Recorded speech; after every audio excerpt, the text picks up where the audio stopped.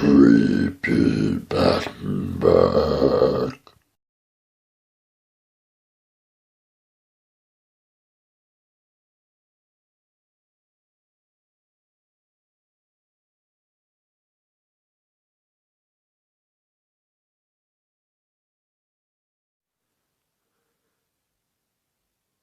Hello, and welcome to the first ever episode of my new YouTube series, Scary True Tales.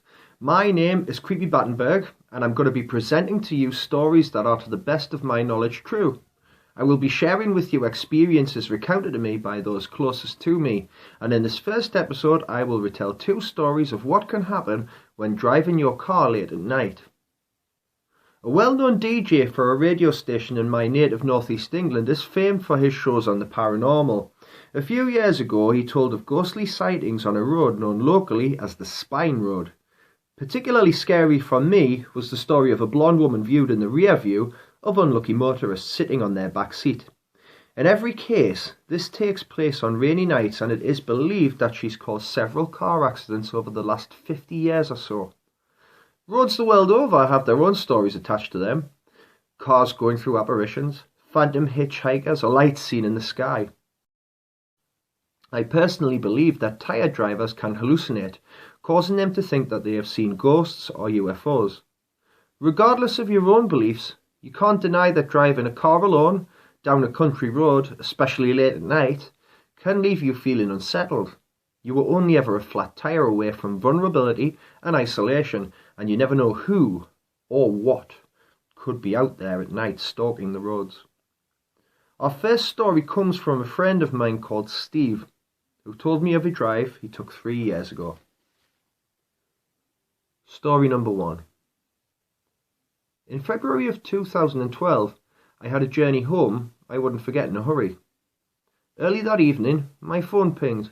It was my best friend Rob. "Hey mate, would it be my Valentine tonight?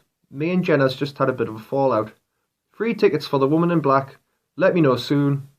Rob." Great, I thought. We both talked about going to see that movie, as we are big fans of supernatural horrors. I checked with the missus, and I got my pass out. I put our baby daughter to bed, and went to pick up Rob. We went out for a bite to eat and a couple of cheeky lagers before going for the late night showing of the film. We both really enjoyed the film, I think it's fair to say. There were jumps and scares aplenty. It was a fantastic experience to be in a cinema where people were jumping out of their seats and screaming out loud. We agreed that we would go back and see it again, but this time maybe take the ladies with us. It was after midnight when we left the cinema, and I gave my wife a quick ring to tell her I would be back shortly, but not to wait up. We exchanged love yous, and I hung up just as Rob was nipping the end off his cigarette. We had just left the complex when I turned off for the roundabout for the main road home. Damn it. The road was blocked off with cones, and a big red sign to say that roadworks would begin in the morning. Rob told me he knew of a side road we could take called the Beehive. It would cost us an extra 10 minutes or so, but the alternative was a much longer route. It was one of those long, winding country roads popular with teenagers and souped-up hatchbacks. It was also the type of road you would see in a horror film, poorly lit, fields to either side and bare skeletal trees.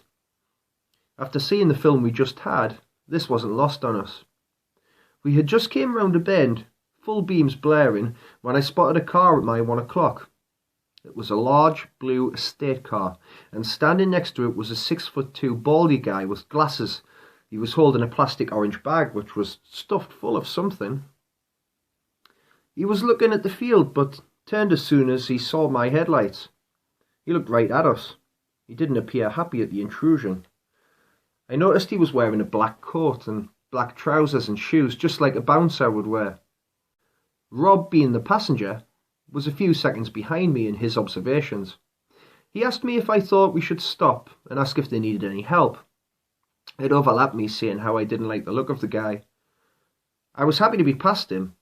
Something really seemed wrong about what we had seen. Rob joked that he had probably just killed his wife, and that was her head in the orange bag. This tickled me, I have to say. I've got a really black sense of humour. But he agreed he was pleased that we didn't stop to help. I had not long lost sight of the man in my wing mirror when I added that it was a good job we hadn't broke down.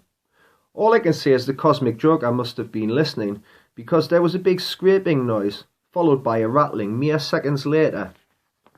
Rob suggested that it was my exhaust, and despite my lack of mechanical knowledge, I had to agree.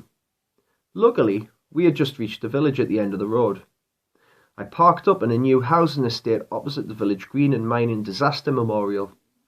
We got out to look at the damage and saw my exhaust was hanging off at the back. I pulled my phone out straight away and rang for roadside assistance. I got through to them straight away and was advised that help would arrive within the hour. It was then that Rob offered me a cigarette, and I thought that since we were going to be there for a little while I might as well have one. But it hit me like a ton of bricks and left me feeling nauseous. The February cold, the sickly feeling, and seeing that guy less than half a mile down the road whilst we were now sitting ducks meant I had the urge to get back in the car, and that's exactly what I did. I made my excuses and left Rob outside for the time being. He went to the edge of the road and started walking up and down the path. I decided I would text my wife so that she wouldn't wake up and panic when she saw I wasn't there and looked at the time. We spent the next half of an hour or so getting in and out of the car and sharing general chit-chat, and now and then the subject would return to the man we had just saw. At this point, we were standing side by side watching for the recovery vehicle when I heard an engine coming from the direction of the beehive. I was dismayed to see a large dark blue estate car approaching. It slowed down and the driver looked right at us. I recognised the glasses and the baldy head, and also noticed the dark-haired bearded man in the passenger seat, and he looked absolutely huge.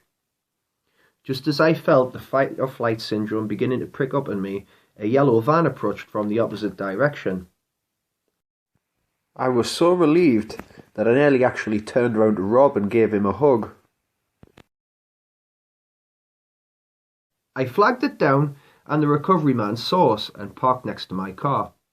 Just as he did this, I noticed the blue estate car head back the other way, and Mr. Orange Plastic Bag peered at us again. Me and Rob looked at each other and confirmed it was exactly who we thought it was. Rob said he had seen the same car pass by 3 or 4 times before then. Our repairman had the exhaust tied back on in 10 minutes, and I signed a few papers for him. Rob asked him if he didn't mind hanging back, as he was a bit worried that the baldy guy was following us. But he just looked at us in a way I could only describe as, "You lads are funny."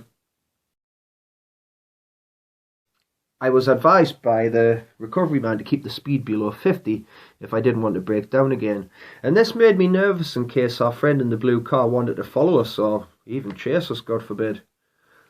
I was driving away from the village when I spotted the blue estate car. My heart skipped a beat or two. The car had no lights on, as if it was parked up so they could watch for us coming along. I had visions of us being ran off the road. To my surprise and my relief, it never followed us. Was it a different car but the same model? I had to check my mirrors every 10 seconds or so on the way back to make sure that we weren't being followed, and I felt worse still after dropping Rob off. I still had a 10-minute drive back from his to mine, but fortunately I never saw another soul this time. I got home without incident, and I had never been so pleased to kiss my daughter as she slept or snuggle up to my wife in bed. What we had seen and how frightened I was really got me thinking that I take these things for granted far too easily. Whenever I see Rob, he talks about that night still. We have a good laugh about it, but at the time we were pretty scared.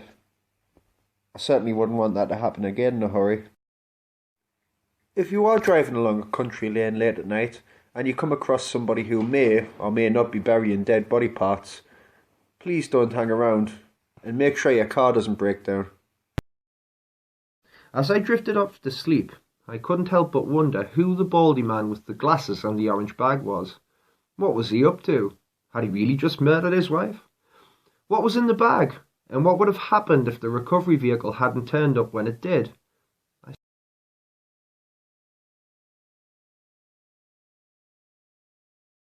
Story number 2. It was between 2 and 3 o'clock in the morning in mid-November. I was driving my friend Eddie home from a foam party we had been to in a bar in Sunderland called Paddywax. We headed northwest to Gateshead, where Eddie lives with his parents. My ears still had that ringing noise you get from hearing loud music. The road was pretty quiet, as you would imagine at that time of night, and we were nearing our destination in an area called Leam Lane. I think it's the largest housing estate in the northeast, although I'm not sure. It has a lot of nooks and crannies, typical of modern housing estates, and the roads were all well lit. It was as we were passing Heworth Golf Club that my blood ran cold. Standing stock still under a street lamp was a young boy. He didn't have a coat on, despite it being November and really quite cold. I'm not good with ages, but I would have put him between 5 and 6 years old. He was staring out towards the road and seemed oblivious to the sound of my car and to my headlights. Eddie had the same feeling. I wanted to stop, but he pleaded with me not to. I looked in my mirror and saw that the kid had disappeared from the lamppost. Not really wanting to, but doing it anyway, I turned around at the next roundabout and drove back to where we saw the child. I slowed to a stop, and despite Eddie's protests, I opened the door and got out. If there was a 6-year-old boy out there at 3 in the morning in the freezing cold, I wanted to make sure he was okay. I had a good look around, but couldn't see him anywhere. There were a few trees behind where he had been standing, an open field behind that, but there wasn't a trace of the child. I started to feel quite freaked out, and I was covered in goosebumps. My chest tightened, and I felt like I couldn't breathe at all. I got straight back into the car, and I sped off at quite a speed. It would have been much quicker if I had turned back on myself and went back, but we took a longer way around instead. Each time that I am in that area at night, I always avoid driving past the lamppost where I had seen the boy. I really believe we saw a ghost that night, although we did try and convince each other that he must have been out with a parent walking his dog through the fields or something. I needed a smoke of weed when I got home that night. I wouldn't have got to sleep so quickly without it. Hello again, Battenberg here. I really hope you enjoyed the first episode of Scary True Tales. I had a lot of fun making it. Thank you very much for watching, and if you want to see more, please hit the subscribe button. Next time I will be talking about premonitions and apparitions, and before I go, I will leave you with the story of my great-grandfather, whom returning from night shift one morning, thought he was about to collide with the man who crossed his path.